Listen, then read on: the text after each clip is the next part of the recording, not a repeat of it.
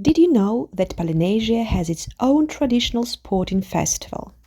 Every year, Tahiti hosts Heiva Tuaro Mauhi, a celebration of the ancestral sports that have been passed down through generations. But this festival is about more than competition. It brings together athletes, families, and communities from across the Polynesian Triangle.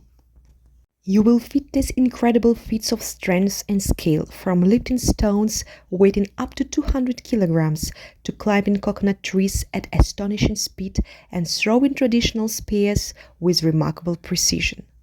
These aren't modern sports. They are living traditions that once helped Polynesian people hunt, build, travel, and survive across the Pacific Ocean.